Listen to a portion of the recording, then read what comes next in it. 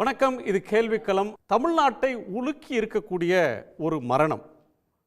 திருபுவனம் காவல் நிலையத்தில் அந்த எல்லைக்குட்பட்ட ஒரு பகுதியில் காவலர்கள் நடத்திய தாக்குதல் காரணமாகத்தான் ஒரு இளைஞர் இறந்து போனார், மரணம் அடைந்தார் அப்படின்ற ஒரு செய்தி தமிழ்நாட்டு மக்களை உலுக்கி இருக்கிறது.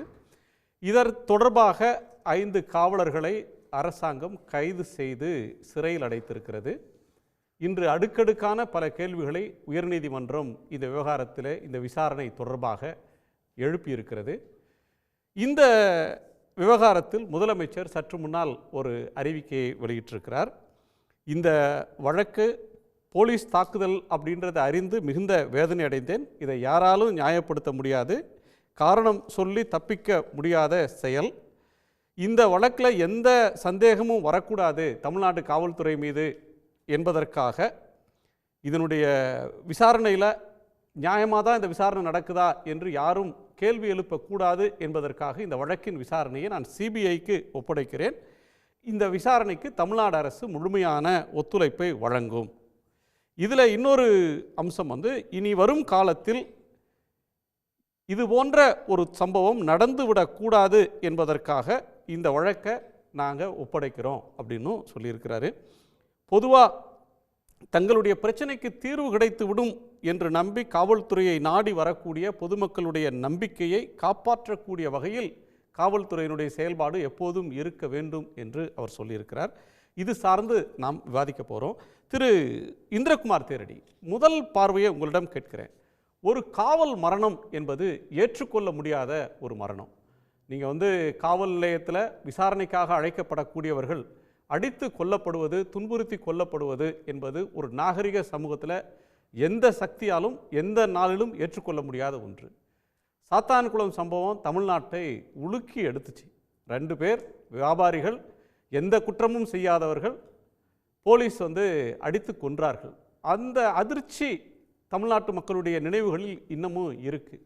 இந்த சூழ்நிலையில் இந்த மரணம் அப்படின்ற ஒன்றுக்கு ஏராளமான கண்டனங்கள் குவிந்திருக்கின்றன. சிபிஐ விசாரணைக்கு முதலமைச்சர் உத்தரவிட்டிருக்கிறார். நீதிமன்றம் நிறைய கேள்விகளை எழுப்பியிருக்கு.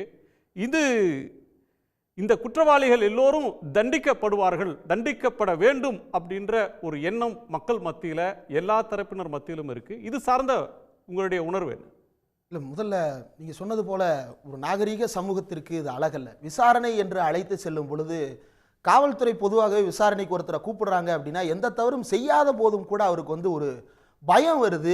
அந்த காக்கி சட்டையை பார்த்தாலோ அல்லது ஒயிட் அண்ட் காக்கியை பார்த்தாலோ கூட ஒரு அச்சம் வந்துடுது. ஒருத்தர் யாராவது கிராப் வெட்டிட்டு பக்கத்தில் பேசினாரு அப்படின்னா கீழே குனிஞ்சு அவர் காக்கி பேண்ட் போட்டிருக்கிறாரா அப்படின்னு பார்த்து பேசுகிற அளவுக்கு மக்களுக்கு அவர்கள் மீது ஒரு பயம் தொடர்ந்து நிலவுகிறது.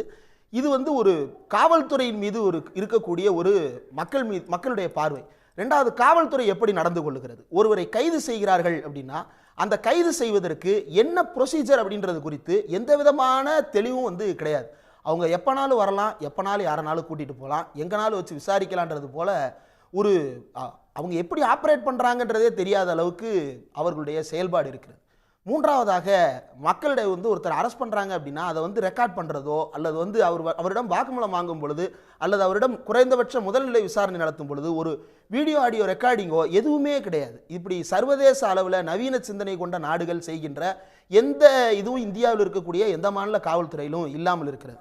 2வது, இந்த கொலையை நிகழ்த்துகின்ற, இது காவல் நிலைய மரணம் அப்படின்றது காவல் நிலையத்தில் நிகழ்த்தப்பட்டிருக்கின்ற கொலை. இந்த கொலையை நிகழ்த்துவதற்கான அசாத்தியமான துணிச்சல் இவர்களுக்கு எங்கிருந்து வருகிறது? ஒருத்தரை அரெஸ்ட் பண்ணிட்டு உள்ளே போகிறாங்க, அவர் வலிக்கு விழுகிறாரு, மாவு கட்டு போடுறாரு.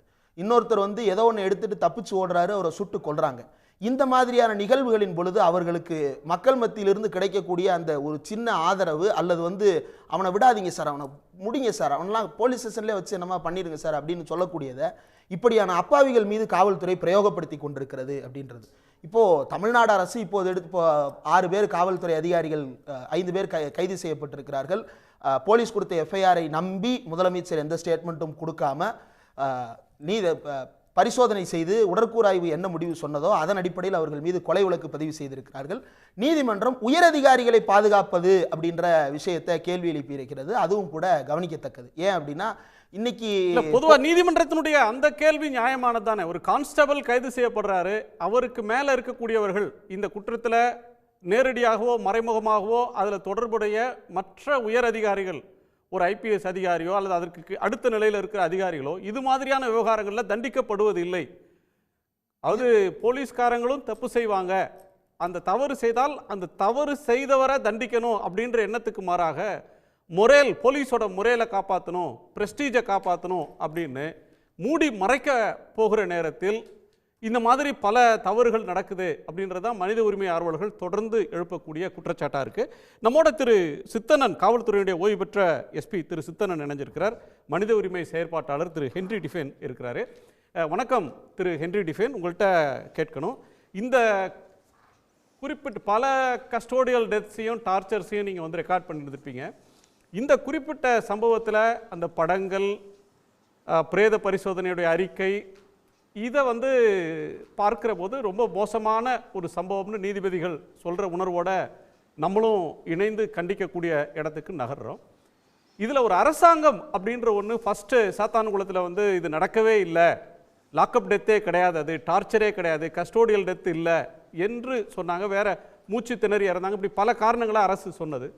இந்த விவகாரத்தில் ஒன்று தவறு எங்கே நடந்தது, அரசு தன்னுடைய கடமையை சரியாக செய்ததா, இப்போ சிபிஐ விசாரணை அப்படின்ற ஒன்றை இன்றைக்கே கொடுத்துட்டாங்களே, இதை நீங்கள் எப்படி பார்க்குறீங்க?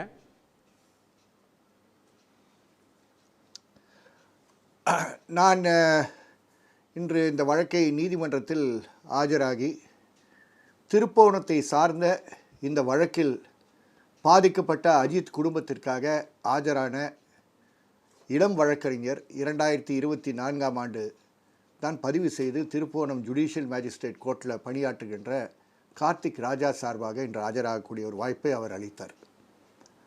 அவர் மூலமாக இந்த வழக்கை முழுமையாக நீதிமன்றத்தின் முன் முழுமையாக வைப்பதற்கு நீதிமன்றம் பொறுமையும் அவகாசமும் கொடுத்து தான் நம்பிக்கை ஊட்டுகின்ற ஒரு நிறுவனமாக இருக்க வேண்டும் என்பதை எடுத்துக்காட்டக்கூடிய அளவிற்கு எல்லா வாய்ப்புகளும் பேசுவதற்கு கொடுத்து அவருடைய ஆதங்கத்தையும் நீதிமன்றம் தெரிவித்து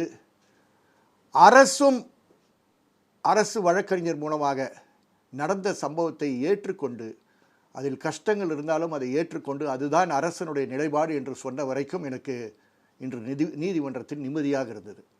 நீதிமன்றத்தில் வந்திருக்கக்கூடிய இன்டரிம் ஆர்டர் என்னவென்று எல்லாருக்கும் தெரியும். இந்த பின்னணியில் அரசு வேகமாக வந்து இதை சிபிஐயிடம் ஒப்படைக்கிறோம் என்று கூறுகிறார்கள் என்பதில் எங்களை போன்ற சிலருக்கு மாற்று கருத்து கண்டிப்பாக இருக்குது. மாற்று கருத்து இருப்பதற்கு எங்களுக்கு உரிமை இருக்குது, அதனால் கூறுகிறோம். சிபிஐயிடம் ஒப்படைப்பதன் மூலமாக ஸ்டெர்லைட் வழக்கை எப்படி சிபிஐட்ட ஒப்படைத்து விட்டு இன்று வரை நாம் காத்து கொண்டிருக்கிறோமோ, சாத்தான்குளம் வழக்கை சிபிஐட்ட ஒப்படைத்து விட்டு நாம் இதுவரை எப்படி காத்து கொண்டிருக்கிறோம், அதே போன்ற நிலைக்கு நாம் தள்ளப்படுவோம் என்ற ஒரு நிலை இருக்கு எனக்கு. ஆகவே சிபிஐ ஒரு முரண் இருக்கு. நீங்க வந்து சிபிஐ விசாரணையை ஏன் தர்றாங்க, அதுக்கு வேற ஏதேனும் நோக்கம் இருக்குமோன்னு சந்தேகிக்கிறீங்க. அதற்கு வந்து தூத்துக்குடி துப்பாக்கி சூட்டையும் அப்படிலாம் நான் சந்தேகிக்கல. இல்ல இல்ல நான் தாமதமானது மாதிரி ஆயிடுமோன்னு நீங்க சந்தேகிக்கிறீங்க. அப்படிதான் சொல்றேன் தவிர சிபிஐ இவங்க பொலிட்டிக்கல் ஆங்கிளோட மற்றவங்க பேசுற மாதிரி நான் பேச விரும்பவில்லை. சிபிஐ ஒப்படைத்தால் இது வந்து ஒரு பெரிய குப்பையில போடுகின்ற வழக்கா மாறிவிடும் என்ற எங்களை போன்றவர்களுக்கு இருக்கக்கூடிய தயக்கத்தை சொல்லுகிறேன். தமிழ்நாட்டில் இருக்கக்கூடிய தேர்வு செய்யப்பட்ட உயர் அதிகாரிகளை வைத்து இதை விசாரித்தால் கண்டிப்பாக இதில் வேகமான ஒரு இன்வெஸ்டிகேஷன் நடக்கும் என்பது தெரியும். அரசியல் சார்ந்தவர்கள் வெவ்வேறு கருத்துக்கள் வைத்திருக்கக்கூடிய வாய்ப்புகள் இருக்கு. ஆனால் ஒரு அரசு முன் வந்து தைரியமாக இந்த வழக்கை நடத்துவதற்கு நாங்கள் முன்வருகிறோம் என்ற ஒரு நிலைப்பாடு எடுத்தால் ஒரு 4-5 காவலர்கள் உயரதிகாரிகள் தண்டிக்கப்படக்கூடிய ஒரு சூழலை ஏற்பாடு செய்தால்தான் இது போன்ற கொடூர குற்றங்கள் நிறுத்தப்படும் என்ற நம்பிக்கையில் தான் பேசுகிறேன் தவிர ஏதோ சிபிஐட்ட போயிடுச்சுன்னா விஷயம் பொலிட்டிக்கலா முடிந்து விடும் என்ற நிலையில் நான் பேசவில்லை. இல்ல, சமகாலத்தில் நடந்த 2 விஷயங்களை நம்ம பார்க்கணும். ஒன்று, தஞ்சாவூர்ல ஒரு பள்ளி சிறுமி ஒருத்தங்களை மதமாற்றம் செய்ய முயற்சி நடந்தது அப்படின்னு சொன்ன ஒரு வழக்கில் அந்த குழந்தை இறந்து போன அந்த வழக்கிலும் சிபிஐ புலன் விசாரணை செய்து அந்த குற்றம் நிகழலை அப்படின்னு சொல்லி கொடுத்தாங்க. பொள்ளாச்சி வழக்குலையும் பார்த்தீங்கன்னு சொன்னால் தீர்ப்பு வாங்கி கொடுத்துருக்குறாங்க.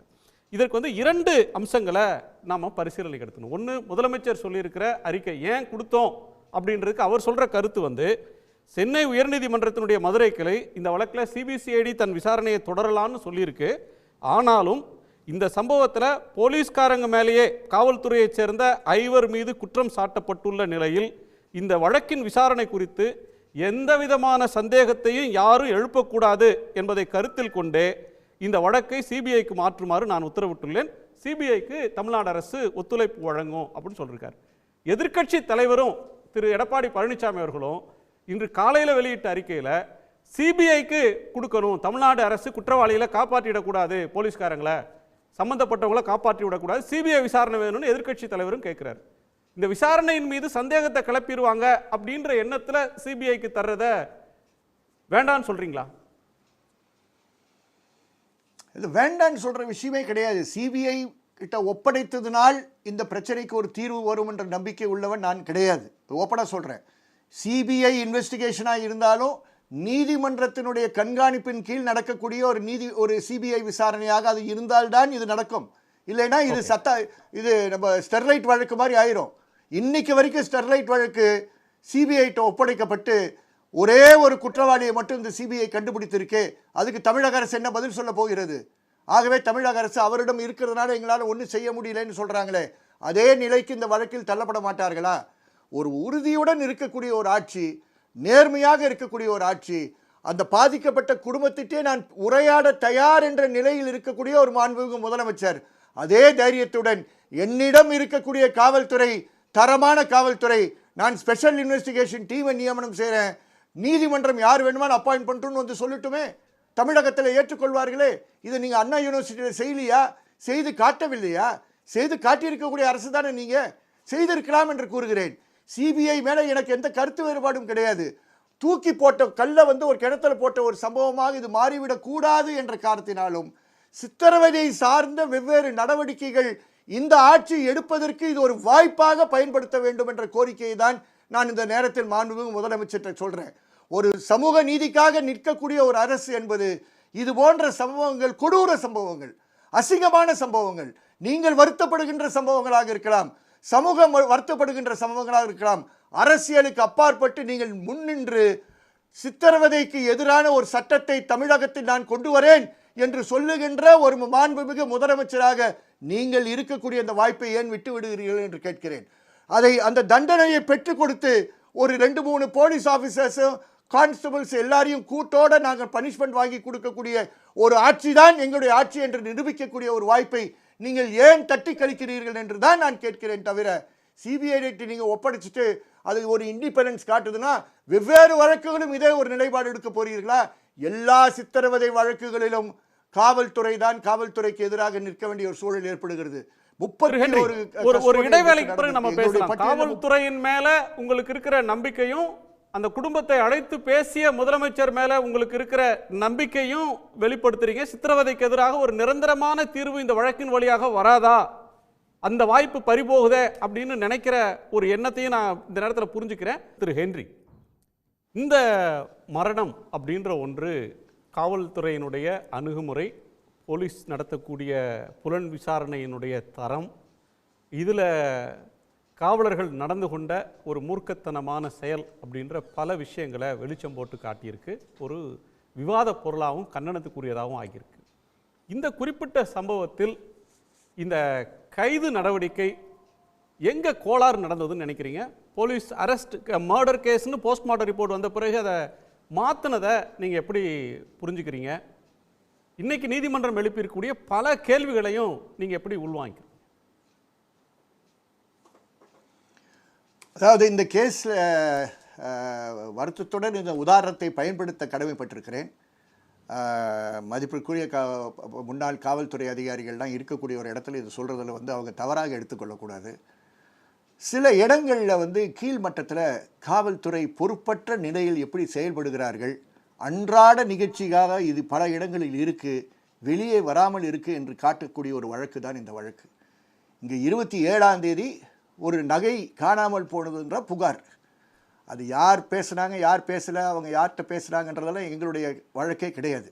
நகை காணா போது போலீஸ் ஸ்டேஷனில் போய் கம்ப்ளைண்ட் கொடுக்குறாங்க. போலீஸ் இன்ஸ்பெக்டர் ஓரலாக அதை ஏற்றுக்கொண்டு அதை நடவடிக்கை எடுக்கிறதுக்கு டெம்பிளுக்கு ஃபோன் பண்ணி இதுக்கு சம்மந்தப்பட்டிருக்கக்கூடிய செக்யூரிட்டி ஆள் அஜித்குமாரை அழைத்துட்டு வாங்கன்றாங்க. அவங்க டெம்பிள்லேருந்து ரொம்ப பொறுப்புடன் அவரை கண்ணன்ற ஒரு நபரோட அனுப்புகிறாங்க காவல் நிலையத்தில். காவல் நிலையத்தில் சாயங்காலம் ஒரு 4:30 மணி வாக்கில் விசாரணை செய்கிறாரு இன்ஸ்பெக்டர் ரமேஷ்குமார். இது வரைக்கும் நோ ப்ராப்ளம். அதுக்கப்புறம் அவர் அனுப்பி விடுகிறார். ஒரு ப்ரிலிமினரி இன்வெஸ்டிகேஷன், ஓரல் கம்ப்ளைண்ட், ரைட்டிங்லேயே கிடையாது. இப்போ அது ரைட்டிங்கில் சிஎஸ்ஆர் இருக்குன்னு சொல்கிறாங்க. இது எல்லாரும் புரிஞ்சுக்குவாங்க. அதனால் அது அழுத்தமாக நம்ம தவறை சுட்டி காட்ட விரும்பவில்லை. அதுக்கப்புறம் அவர் அனுப்பிடுறாங்க. அனுப்பின பிற்பாடு எங்கேருந்து ஸ்பெஷல் டீம் வருதுன்னே யாருக்கும் தெரியல. அந்த ஸ்பெஷல் டீம் என்ன சொல்கிறாங்கன்னா, இந்த அஜித்குமாரை எங்களிடம் ஒப்படைத்தது ரமேஷ்குமார் என்ற இன்ஸ்பெக்டர் தான், திருப்போணம் இன்ஸ்பெக்டர் தான். இந்த ஒரு ஸ்பெஷல் டீம் என்று அழைக்கப்படுகின்ற மானாமதுரை டிஎஸ்பியின் கீழே பணி செய்கின்ற இந்த ஸ்பெஷல் டீமுடைய அன்றைய தலைவர், தலைமை தாங்கி செயல்படுவர் ஒரு ஹெட் கான்ஸ்டபிள். ஹெட் கான்ஸ்டபிளை நான் தர குறைவாக எங்கேயும் பேச விரும்புவதில்லை. அந்த ஹெட் கான்ஸ்டபிள் கண்ணன் தான் அதை லீட் பண்ணுறார். அவர் ஒரு டிரைவர், 4 கான்ஸ்டபிள்ஸ். அப்போ கஸ்டடி எடுத்தது பல இடங்களுக்கு இரவு முழுவதாக கொண்டு சென்று 4 இடங்களுக்கு கொண்டு செல்கிறார்கள். அடுத்த நாள் காலையில் பல இடங்களில் வைத்து அடிக்கிறார்கள். வீட்டிற்கு, அஜித்துடைய வீட்டுக்கு போய் நீங்கள் சர்ச் எல்லாம் பண்ணுறாங்க.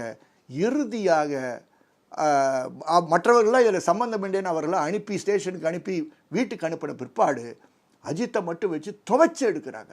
அந்த சித்திரவதையை நரேட் பண்ணுறது ரொம்ப சிரமமாக இருக்கும். அது இங்கே தேவையும் கிடையாது. அது நம்ம யாரையும் சென்சேஷனலைஸ் பண்ணுறது தவறாக போய்விடும்.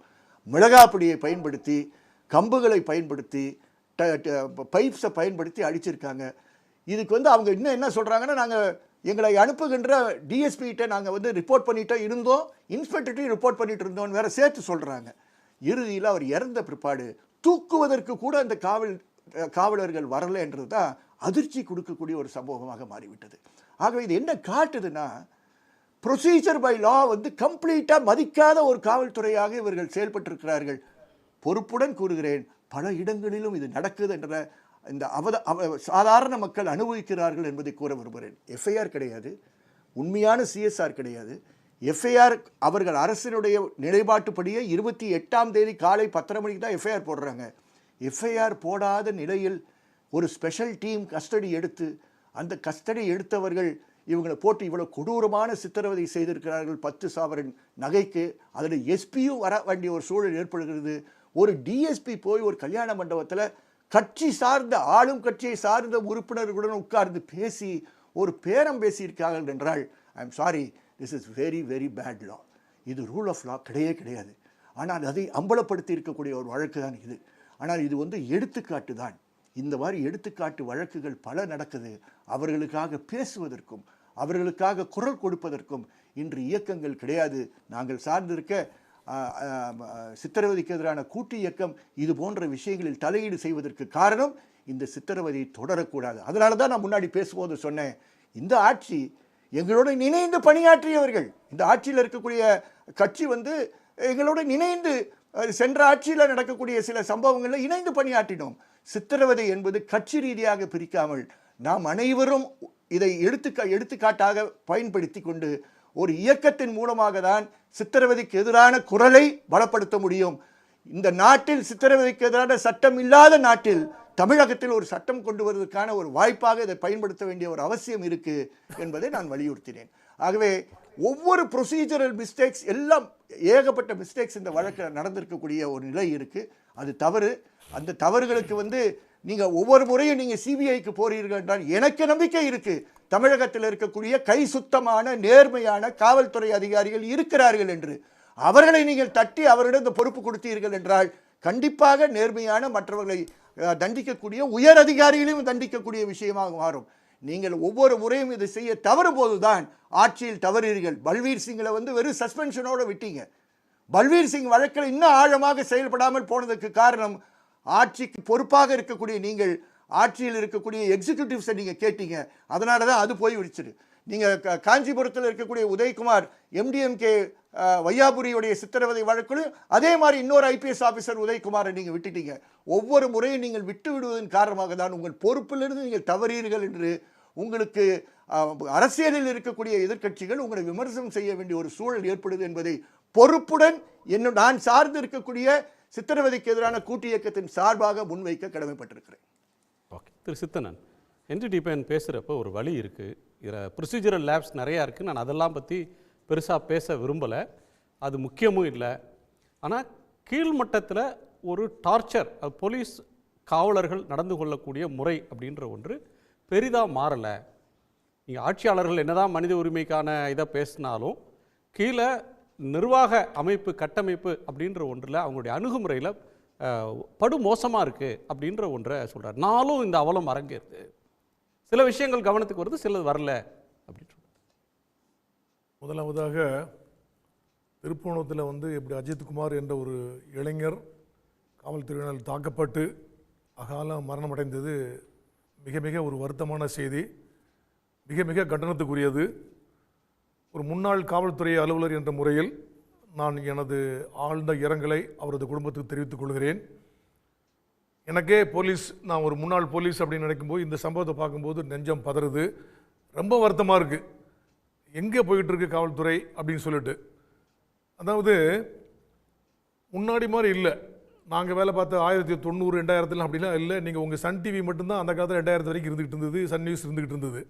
இப்போ அப்படி இல்லை, ஊடகங்கள் நிறையா இருக்குது. ஒவ்வொரு தனி மனிதனும் ஒரு கேமராமேன் கையில் ஸ்மார்ட் ஃபோன் வச்சுட்டு இருக்காங்க. தப்பு நடந்தால் வெளியே வந்துடும் அப்படிங்கிறது நிறைய பேருக்கு தெரிய மாட்டேங்குது. நம்பர் ஒன்று எங்கிருந்து சார் இந்த தைரியமும் மூர்க்கத்தனமும்? இல்லை, நான் சொல்கிறேன், நான் பேசுகிறேன். என்னதான் ட்ரைனிங் கொடுத்தா கூட, இப்போ ஒரு கான்ஸ்டபிள் அப்படின்னா 7 மாதம் ட்ரைனிங், 2 மாதம் ஃபீல்டு எக்ஸ்பீரியன்ஸுக்கு உங்கள் ட்ரைனிங். ஒரு எஸ்ஐ அல்லது ஒரு டிஎஸ்பிக்கு டைரெக்டாக வரும்போது பேசிக் ட்ரைனிங் 1 இயர் அப்படி கொடுக்குறோம். நிறைய சப்ஜெக்ட் சொல்கிறோம், அதில் ஹியூமன் ரைட்ஸ், இந்த மாதிரி ஃபோர்ஸ் எப்படி யூஸ் பண்ணுறது, யூஸ் பண்ணக்கூடாது, எந்த அளவுக்கு யூஸ் பண்ணணும், சட்டத்தில் அங்கீகாரம் அளிக்கப்பட்ட சிச்சுவேஷன்ஸ் என்ன, எல்லாத்தையும் சொல்லித்தரோம் நாங்கள். இருந்தால் கூட அந்த ஒரு பேசிக் ட்ரைனிங்கில் வெளியே அவுட்டோர் எக்ஸசைஸ் அவங்க அதிகமாக இருக்கிறதுனால பெரும்பாலானது நாங்கள் சொல்கிறதெல்லாம் ஏறுறதே கிடையாதுங்களேன். உண்மையாக தான். நான் வைஸ் பிரின்சிபல் போலீஸ் ட்ரைனிங் காலேஜில் இருக்கேன், பிரின்சிபல் போலீஸ் அகாடமியில் இருந்திருக்கேன், எனக்கு தெரியும். அதனால் அதுக்கப்புறம் நாங்கள் திருப்பி இன் சர்வீஸ் ட்ரைனிங், ஒரு ஸ்பெஷல் ட்ரைனிங், அப்படி ஆன் த ஜாப் ட்ரைனிங் அப்படி நிறைய கொடுத்துக்கிட்டு தான் இருக்கிறோம். ஆனால் கூட நம்ம செய்யக்கூடிய ஒவ்வொரு செயலும் சட்டத்துக்கு உட்பட்டு தான் இருக்க வேண்டும். We are responsible, accountable, liable அப்படிங்கிறது அவங்களுக்கு புரிய மாட்டேங்குது. இப்போ இருக்கிறவங்க கான்ஸ்டபிள்ஸு அல்லது கீழே உள்ளவங்கலாம் என்னென்னா, யூனிஃபார்ம் போட்டோம்னா நாட் ஓன்லி ஆல்மோஸ்ட் ஒரு சபார்டினேட் போலீஸ் ஆஃபீஸர் லெவல் வரைக்கும் சொல்லலாம் இல்லைங்களேன். யூனிஃபார்ம் போட்டோம்னா யாரை வேணாலும் நம்ம எப்படி ஒருமையில் கூப்பிட்டாலும் அல்லது ஏதாவது அடிச்சுனா கூட நம்ம இம்யூன், நமக்கு ஒன்றுமே செய்ய முடியாது, கேள்வி கேட்க முடியாது அப்படிங்கிற ஒரு பெரிய மனப்பான்மையில் நிறைய பேர் ஃபங்க்ஷன் பண்ணி யாராவது நம்மளை காப்பாற்றிடுவாங்கன்னு நினைக்கிறாங்களா? யூனிஃபார்ம் போட்டு நம்ம என்ன பண்ணாலும் நம்மளை யாரும் ஒன்றும் செய்ய முடியாது, நமக்கு சட்டத்தில் வழி இருக்குது அப்படி இப்படிங்கிற மாதிரி நினைச்சிட்டு இருக்காங்க. அது தப்பு. வி ஆர் ஆல்சோ, அதாவது ஒரு பொதுமக்களில் ஒருவர் ஒரு குற்றம் பண்ணாங்கன்னா அவர் எங்கேயோ ஒரு 4 கிலோமீட்டர் 5 கிலோமீட்டர் அரெஸ்ட் பண்ணி போலீஸ் ஸ்டேஷன் லாக்கப் போடணும். போலீஸ் தப்பு பண்ணான்னா பக்கத்திலேயே லாக்கப்பு, 4 ஸ்டெப் நடந்து உள்ள லாக்கப் தள்ளிடலாமா அப்படிங்கிறத போலீஸ் உணர்றதில்ல. தப்பு பண்ணக்கூடாது, வி ஆர் நாட் எபவ் லா அப்படிங்கிறது உணர்றதே இல்லை. இது சம்பவம் நடந்த இடமே போலீஸ் ஸ்டேஷன் இல்லை, வேற கோயிலில் எங்கேயோ அடைச்சிட்டு கோசாலைக்கு கூட்டு போய் அடிச்சிருக்கிறாங்க. என்கொயரியே சட்டவிரோதமாக நடந்தது மாதிரி இல்லை. அதுதான் சொல்ல வரேன் நான். இப்போ போலீஸார் விசாரிக்கலாமா விசாரிக்கக்கூடாதா? எஃப்ஐஆரே இப்போ நண்பர் டெஃபினே அவருக்கு சொன்னாங்க, எஃப்ஐஆரே போடலைங்க, 2 நாள் கழிச்சாங்க எஃப்ஐஆரே போட்டாங்க. எஃப்ஐஆர் போடுறதுக்கு முன்னாடி எப்படிங்க ஒரு ஸ்பெஷல் பார்ட்டி விசாரிக்க முடியும் அப்படின்னு சொன்னாங்க. ஒரு முக்கியமான நல்ல ஒரு பாயிண்ட் சொன்னாங்க. அதாவது இப்போ எல்லா இடத்துலையுமே என்ன நடக்குது அப்படின்னா, பொதுவாக ஒரு ஃப்ரீ ரெஜிஸ்ட்ரேஷன் ஆஃப் கேசஸ் இல்லை. ஏன் அப்படின்னா ஒரு அழுத்தம், மேலதிகாரிகளுடைய அழுத்தம். அதில் ஒன்றும் ஓப்பன் சீக்ரெட், அது அது எப்படின்னா மறைச்சு பேச வேண்டியது இல்லை. அதாவது ஒரு புகார்னு போய் கொடுத்தா ரெஜிஸ்டர் பண்ணுறது இல்லை. அதாவது நீங்கள் புகார் கொடுத்து போனீங்கன்னா ஒரு அரசியல்வாதியுடைய சிபாரிசு போனோம்னா உடனே அதுக்கு ஒரு நடவடிக்கை, மேலதிகாரியுடைய சிபாரிசில் போனால் ஒரு நடவடிக்கை, அல்லது நம்ம வக்கீல் ஒரு ஆளை கூட்டு போனான்னா ஒரு நடவடிக்கை, ஒரு ஆங்கிலத்தில் பேசுனா அதுக்கு ஒரு பயந்துக்கிட்டு ஒரு நடவடிக்கை. ஆனால் சாதாரண ஒரு பிரஜை நான் பாதிக்கப்பட்டேன் என்று சொன்னால் ஒரு எஃப்ஐஆர் போட்டதில்லை, ஒரு சிஎஸ்ஆர் என்று சொல்லக்கூடிய இது தரதில்லை. நண்பர்களுக்கு நல்லா தெரியும். ஒரு வழக்கில் வந்து ஒரு அதாவது முதற்கட்ட விசாரணை, ஆரம்ப கட்ட விசாரணை, ஒரு பிரிலிமினரி என்கொயரி பண்ணித்தான் விசாரிக்க வேண்டிய சூழ்நிலை இருக்கிறது அப்படின்னா நீங்கள் ஒரு 5 சிச்சுவேஷன்ஸில் நீங்கள், ஏன்னா அதில் வந்து டெஃபினட்டாக இன்ஃபர்மேஷன் இல்லை, ஒரு சஸ்பெஷன் இருக்கும்போது நீங்கள் முதற்கட்ட விசாரணை பண்ணிட்டு நீங்கள் எஃப்ஐஆர் போடுங்க. அதர்வைஸ் டெஃபினட்டாக இருந்தால் எஃப்ஐஆர் போட்டே ஆகணும் தான் சட்டம் சொல்லுது. உச்சநீதிமன்றம் Lalithakumari versus union of India கேஸில் ரேட் பண்ணி அதான் சொன்னாங்க. ஆனால் அந்த முதற்கட்ட விசாரணை பண்ணலாம் அப்படிங்கிற அந்த ஒரு ஜட்ஜ்மெண்ட்டை போலீஸ் மிஸ்யூஸ் பண்ணி அப்யூஸ் பண்ணி நாங்கள் விசாரணை பண்ணுறோம், எஃப்ஐஆர் போட்டதில்லை, நாங்கள் விசாரணை பண்ணோன்னு வாங்கி வச்சுக்கிறாங்க. ஆனால் ஒரு கம்ப்ளைண்ட் யாராவது போலீஸ் ஸ்டேஷனில் கொடுத்தோம்னா ஒன்று எஃப்ஐஆர் போடணும், இல்லை முதற்கட்ட விசாரணை தேவையாக இருந்தால் ஒரு சிஎஸ்ஆர் தரணுங்க, கம்யூனிட்டி சர்வீஸ் ரெஜிஸ்டர் அப்படிங்கிறது அக்னாலஜ்மெண்ட் கொடுத்தே ஆகணுங்க. ஆனால் கொடுக்கறது இல்லை, அப்படியே வச்சுக்கிறாங்க. ஏதாவது இல்லை என்ன ஒரு விஷயம் அப்படின்னா அழுத்தம், நான் மேலதிகாரி அழுத்தம் சொன்ன பாருங்க. இப்படி ஒரு தெஃப்ட் கேஸ் வந்தது, ஒரு கார் திருடு போச்சு. இப்போ இந்த கேஸை எடுத்தவங்களேன், ஒரு 7.5-8 பவுன் நகை திருடு போச்சுன்னா அது வந்து 5 லட்சம் ரூபாய்க்கு மேலே போயிருது. அப்போ ஒரு கிரேவ் கேஸ், ஒரு கிரேவ் கேஸ் அப்படின்னா டிஎஸ்பி வந்து 15 நாளைக்கு ஒரு தடவை அறிக்கை அனுப்பணும். எஸ்பி மீட்டிங்கில் போகிற மேலே போய் கேட்பாங்க, ரெவ்யூ பண்ணிட்டே இருப்பாங்க, கிரேவ் கேஸ் என்னாச்சுன்னு சொல்லி. இதுக்கு பயந்துக்கிட்டு அல்லது என்னுடைய டிஸ்ட்ரிக்டில் குற்றங்கள் ரொம்ப குறைவாக நடக்குன்னு நான் காமிக்கணும், இல்லைன்னா வேற டிஸ்ட்ரிக்டில் வேற மாதிரி காமிச்சிருவாங்க. நாளைக்கு சிஎம் ரிவ்யூ அல்லது மீட்டிங்கில் போகும்போது அல்லது டிஜிபி மீட்டிங் போகும்போது பெரிய பிரச்சனை சொல்லி போட்டி போட்டுக்கிட்டு எஃப்ஐஆர் போடுறத முழுங்குறாங்க. சரி, அது ஒரு பார்ட் போடுறது இல்ல. அது ஒரு நானே டிசி அடையார் அங்க இருக்கும் போதுங்க, அப்பா மாண்புமிகு முதல்வராக டாக்டர் கலைஞர் அவர்கள் இருந்தார்கள். நான் சொன்னேன், அப்ப இருக்கிற கமிஷனர்கிட்ட, ஏடிஜிபி லாண்டாட்டு, டிஜிபி கிட்ட சொன்னேன், ஏன் சார் பொய்யாவே எல்லாருமே எல்லா ஆட்சியிலையும் அரசாங்கத்தை நீங்க நல்ல பேர் வாங்கினதுக்காக வேண்டி எங்க ஆட்சியில தான் குறைந்த குற்றங்கள் நடக்கிறது அப்படின்னு பொய்யா ஏன் எல்லா ஆட்சியிலையும் ஏன் ப்ரொஜெக்ட் பண்றீங்க? உண்மையை சொல்லுங்களேன். நீங்க வேற கேஸை கண்டுபிடிக்க வேண்டாம், வர்ற கம்ப்ளைண்ட் வாங்கி ஃப்ரீயா கேஸ் ரிஜிஸ்டர் பண்றீங்களே, ஒரு 5 நிமிஷம் 10 நிமிஷம் பேசுறீங்களே, பாதி குறை தீர்ந்து விடுமே உங்களுக்கு அப்படின்னா, எப்பா இதை வச்சுக்கிட்டு நம்ம நிறைய இன்னைக்கு போன மாதம் 100 கேஸ் ஆச்சு, இப்போ 200 கேஸ் ஆச்சுன்னா அரசியல் கட்சிகள் அதை அரசியலாக்குமே எப்படின்னாங்க. நீங்க நம்ப மாட்டீங்க, மேல வரைக்கும் போய் முதல்வர் அவர்களுடைய வரைக்கும் நாங்கள் அதை பேசணும், முதல்வர் ஒத்துக்கிட்டார் ரைட்டுன்னு. ஆனா ஒரு 6-7 மாதம் கழிச்சு அப்புறம் அப்புறம் பழையபடி அதே மாதிரி வந்துச்சு. ஆக இப்போ ஒரு கேஸ் நீங்க எஃப்ஐஆர் போட்டீங்க, கார் திருடு போச்சு அல்லது 8 பவுன் நகை திருடு போச்சுன்னா என்னாச்சு? எஃப்ஐஆர் போட்டோம்னா மற்ற டிஸ்ட்ரிக்ட்ல கம்மியா இருக்கு, நம்ம இதுல கேஸ் அதிகம், நமக்கு ப்ராப்பர்ட்டி லாஸ்ட் அதிகம், டிடெக்ஷன் கம்மியா இருக்குது, நான் யார்கிட்ட போய் திட்டுவாங்க, என்ன ஆச்சு அப்படின்னு சொல்லி இந்த மேலதிகாரி நீங்க சொன்னீங்கல்ல, கீழே கான்ஸ்டபிள் லெவல்ல சபார்டினேட் போலீஸ் ஆஃபீஸர்ஸ் வந்து மிஸ்பிஹேவ் பண்றாங்களே, இப்படி பண்றாங்கன்னா மிகப்பெரிய மன அழுத்தம். Constable, subordinate police inspector, DSP வரைக்கும் ட்ரைனிங் கொடுக்கிறது முக்கியம். அவங்களுக்கு எப்போ அடிக்கணும் சொல்லி ட்ரைனிங் கொடுக்கணும் முக்கியம், எப்படி ட்ரீட் பண்ண சொல்லி. அதை விட எஸ்பி டு டிஜிபி இருக்காங்க பாருங்க, அவங்களுக்கு பக்காவா நிறைய ட்ரைனிங் தரணுங்க. அவங்க சபார்டினேட் போலீஸ் ஆஃபீஸர் சில நேரம் ட்ரீட் பண்ற பார்த்தோம்னா அவ்வளவு ஒரு ஸ்டாட்டிஸ்டிக் மூவ்மெண்டா இருக்கும்.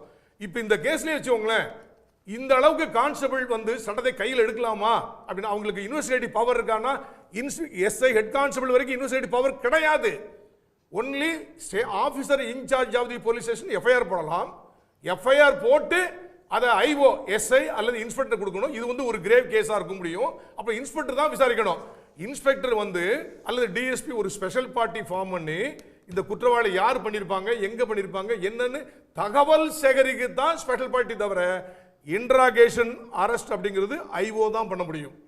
இன்ட்ராகேஷன் ஐஓ தான் பண்ண முடியும். கான்ஸ்டபிள் பண்ணது எல்லாமே எல்லாவற்றையும் செயல், மிக மிக கண்டனத்துக்குரிய செயல். ஒரு நாள்ல பதிவாகிற அத்தனை குற்ற வழக்குகளையும் அந்த ஐஓ இன்ஸ்பெக்டரா இருக்கிற ஒரு ஐஓ வந்து அத்தனை வழக்கையும் அவர் முழுமையா தீர விசாரிக்க முடியுமா? அவர் கீழே இருக்கிறவங்க விசாரிக்க சொல்வாரா? அது வந்து இம்மெட்டீரியல். நீங்க சொல்றது இம்மெட்டீரியல். நான் உங்களை கேட்டு தெரிஞ்சுக்க விரும்புறது வந்து, ஒரு இந்த மாதிரி ஒரு திருட்டு வழக்கு வருகிறதுன்னா ஒரு போலீஸ்க்கு வந்து ஒரு பேசிக்கான ட்ரைனிங் இருக்கும்ல. இப்போ வந்து ஒரு கொடுங்குற்றம், ஒரு கொலைய வழக்கில் இருக்கிற ஒருத்தர், ஒரு பெரிய ஒரு மொலஸ்டேஷன் பண்ணவர், ஒரு சீரியல் அஃபெண்டர், அவங்கள எப்படி ஒரு 3rd டிகிரியில் விசாரிப்பாங்கன்றதுக்கு ஒரு அளவுகோல் இருக்குது. ஒரு தீவிர செயலில் ஈடுபட்டவங்க, பயங்கரவாதம் அப்படின்னு. இது ஒரு திருட்டு கேஸ், இதுக்கு இத்தனை பேர் சூழ்ந்து அடிக்கிறதும் வேற வேற வேற இன்வெஸ்டிகேட்டிவ் மெத்தடே இல்லையா? கிரிமினல் அது சாதாரண திருட்டு கேஸ் சம்பந்தப்பட்டவர் அல்லது ஒரு ஹர்ட் கேஸ்ல சம்பந்தப்பட்டவர், கொலை வழக்கு அல்லது ஒரு பெரிய டெரரிஸ்ட், அதுல எல்லாம் வந்து ஒரு பாகுபாடே இல்லை. காவல்துறையினர் அடிக்கலாமா, யாராவது இருக்கட்டும் அவங்க அப்படின்னா சட்டத்தில் சிஆர்பிசியில் இப்போ இருக்கிற பாரதிய நகரிக் சுரக்ஷா சங்கீதா இந்த சட்டங்களில் ஐபிசியில் இப்போ இருக்கிற பாரதிய நியாய சங்கீதாவில் சில லோக்கல் லாஸ்லே கூட 9 விதமான சந்தர்ப்பங்களில் காவல்துறை ரீசனபிள் மினிமம் ஃபோர்ஸ் யூஸ் பண்ணலாம். அது வந்து சப்ஜெக்ட் டு ஜுடிஷியல் ஸ்க்ரூட்டினி. இது சரிதானா, எக்ஸசிவ் ஃபோர்ஸா, சரியான ஃபோர்ஸானு பார்க்கலாம்னு ஒரு இருக்கு. எந்த விதமான இதை பார்த்தா கூட இப்படி இந்த காவலர்கள் இந்த திருப்புவனம் கேஸில் அஜித் குமாரை கொண்டு போய் பல்வேறு இடங்களை வைத்து அடித்தது அல்லது அவரை சேர்ந்தவளை அடித்து துன்புறுத்தி இருக்கிறதுக்கு அந்த 9 விதமான சர்க்கம்ஸ்டான்ஸில் வரவே இல்லை. இன்ட்ராகேஷனில் அடித்து கம்பல் பண்ணி கன்ஃபெஷன் வாங்குறதுக்கு போலீஸுக்கு பவரே இல்லை. ஆக இந்த வழக்கில் என்னன்னா அழுத்தம் கண்டுபிடிக்கணுங்க. நான் மேல திட்டு வாங்கிட்டு இருக்கிறேன், நான் என்ன பண்றது, உடனே பண்றேன் இல்லையா அப்படி சொல்லி மேலதிகாரிகள் அழுத்தம் கொடுத்த உடனே கீழே இன்ஸ்பெக்டர் அது கீழே உள்ளவங்க அழுத்தம் எனக்கு தெரியும். நானும் ஒரு சப் இன்ஸ்பெக்டர். அந்த அழுத்தம் கொடுத்தவங்க எல்லாம் சிக்குவாங்களா? ஏங்க அடிச்சவங்க அரெஸ்ட் ஆயிட்டாங்க, கரெக்ட். அழுத்தம் கொடுத்தவங்க யாருன்றது அம்பலமாகுமா? அதாவது இதுல கூட ஒரு ஸ்டேட்மெண்ட் நீங்க பார்த்திருப்பீங்க. மேலதிகாரிகள் சொன்னதானங்க சொன்னாதானங்க சொன்னதா போய் தானங்க இப்படி செஞ்சாங்க அப்படின்னு சில பேர் அவங்க மனைவிமார்கள் குடும்பத்தில் போராட்டினாங்க. மேலதிகாரிகள் இல்லீகலா ஒன்னு சொன்னாங்கன்னா பண்ணாங்கன்னா ஜெயிலுக்கு தான் போகணும் கண்டிப்பா. இல்லீகல் ஆர்டர்ஸ் ஓய்வு பண்ணத்தில் ஒண்ணுமே இல்லை, எங்க சட்டமே கிடையாது. ஆனால் இந்த அழுத்தம் எப்படி இதுல பிடிக்க மாட்டாங்க. நாளைக்கு ஸ்டேஷன்ல விசிட் பண்ணுவாங்க, வேற ஒரு கேஸ்ல சரியா பண்ணல ஒரு சார்ஜ் அல்லது வேற ஒரு சஸ்பென்ஷன் அல்லது நிம்மதியாக வேலை செய்ய முடியாது அப்படின்னு சூழ்நிலை இருக்கும்போது கேஸை கண்டுபிடிச்சே ஆகணும் அப்படின்னு சொல்லி நீங்க சும்மா இருக்க மாட்டீங்க. பிரஸ்ல ஆகா பெரிய கேஸ் கண்டுபிடிக்க முடியல, போலீஸ் கையாளாத போச்சுப்பாங்க.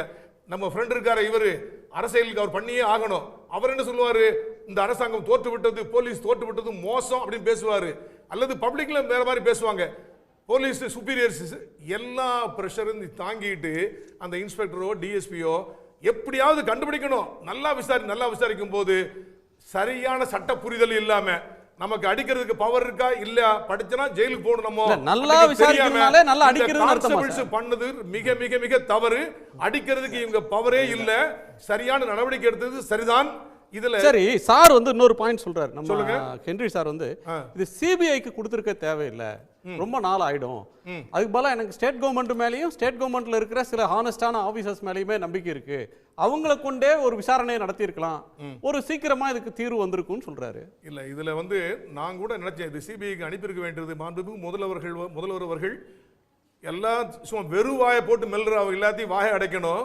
தேவையில்லாம அலிகேஷன் சொல்லுவாங்க, தேவையில்லாம இதுல ஒரு மோட்டிவ் கற்பிப்பாங்க அப்படின்னு ஒரு நல்ல நோக்கத்தில் தான் எங்க மடியில ஒண்ணு எங்களுக்கு ஒன்றும் கனம் இல்லைங்க, பயம் இல்லைங்க, சிபிஐ விசாரிக்கீங்களா நல்லா விசாரிங்க நாங்க ரெடிங்க அப்படின்னு சொல்லிட்டாங்க. ஆனால் இது வரைக்கும் பண்ணதில்லை. அந்த 6 பேர் இல்லை எஃப்ஐஆர் போட்டால் 5 பேர் அரெஸ்ட் பண்ணிட்டாங்க. இன்ஸ்பெக்டரை வந்து சஸ்பெண்ட் பண்ணிட்டாங்க, அந்த டிஎஸ்பி சஸ்பெண்ட் பண்ணிட்டாங்க, இன்ஸ்பெக்டர் மேல நடவடிக்கை எடுக்க போறாங்க. ஈவன் ஏடிஎஸ்பி கூட இன்வால்வ்டா அப்படிங்கிற விசாரிச்சுட்டு இருக்காங்க. எஸ்பியை உடனடியாக காத்திருப்போர் பட்டியலுக்கு மாத்திட்டாங்க. வேற யாராவது இந்த நேரத்தில் விசிட் பண்ணிருக்காங்களா, எந்த ஆபீசரையும் காப்பாற்றணும் அப்படிங்கிற நோக்கம் எங்களுக்கு இல்லைங்க, தவறு செய்திருந்தால் சட்டப்படி நடவடிக்கை எடுப்போம் என்று மாண்புமிகு முதல்வர் கிளியரா சொல்லிட்டாரு. இதுல என்ன ஒரு நல்ல வரவேற்கக்கூடிய ஒரு விஷயம் என்ன, மதுரையில் உள்ள மதுரை கிளை உயர் நீதிமன்றத்தில் நீதியரசர்கள் ரொம்ப கிளீனா சொன்னாங்க, நாங்க சூமோட்டோவை எடுத்துக்கிறோம் நாங்க அப்படி விசாரிச்சாங்க. அதுல பழைய 176 1 கேபிட்டல் ஏல இப்போ 196 சப்செக்ஷன் 2 இந்த பாரதிய நகரிக் சுரக்ஷா சங்கீதால ஒரு ஜூரிசெக்ஷனல் ஜுடிஷியல் மேஜிஸ்ட்ரேட் தான் போலீஸ் காவலில் இருந்த, காவல்ல அரெஸ்டே பண்ணல, அரெஸ்ட் பண்ணா மட்டும்தான் கஸ்டடி என்ற அர்த்தம் இல்ல, போலீஸ் லாக்அப்ல வச்சா தான் கஸ்டடி என்ற அர்த்தம் இல்ல. நீங்க சர்வலைன்ஸ் பண்ணா கூட ஒரு வீட்டில் ஒரு குற்றவாளி இருக்கான்னு சொல்லி 4 பேரை நீ சுத்தி போட்டீங்கன்னு வச்சுங்களேன், அவன் பயந்து போய் தூக்கு போட்டான் கூட அந்த இறப்பு வந்து கஸ்டடியில இறந்திருக்காருன்னு அர்த்தம். ஆக சுப்ரீம் கோர்ட் நிறைய ஜட்ஜ்மெண்ட் கொடுத்தாங்க. இதுல இவங்க பிடிச்சுதான் விசாரிக்கிறாங்க, அடிக்கிறாங்க, வீடியோவும் வந்துருச்சு. அதனால ஒரு ஜூரிசெக்ஷனல் மேஜிஸ்ட்ரேட் விசாரிக்கு அனுப்புனாங்க. அவங்க விசாரிச்சுட்டு இன்னைக்கு உயர்நீதிமன்றத்தில் ஒரு அறிக்கை தாக்கல் பண்ணியிருக்காங்க. அதே நேரத்தில் மதுரை அந்த டீன் கூட போஸ்ட்மார்ட்டம் சர்டிஃபிகேட்ல 44 காயங்கள் இருக்கிறது, இந்த காயங்கள் தான் இறப்புக்கு காரணம் அப்படி கொடுத்துட்டாங்க. அப்பவுமே இந்த உயர்நீதிமன்றமே அப்சர்வ் பண்ணாங்க, நீங்க நடவடிக்கை எடுத்திருக்கீங்க, மேலதிகாரிகள் யாரோ அவங்க மேல நடவடிக்கை எடுக்கணும், சரியா யார் இன்வால்வ் எடுக்கணும்னு சொன்னாங்க. அரசாங்கம் எஸ் மேலதிகாரிகள் நடவடிக்கை தயக்கமே இல்லை, எங்களுக்கு யாரை காப்பாற்ற நோக்கம் இல்லை என்று சொல்லிவிட்டார்கள்.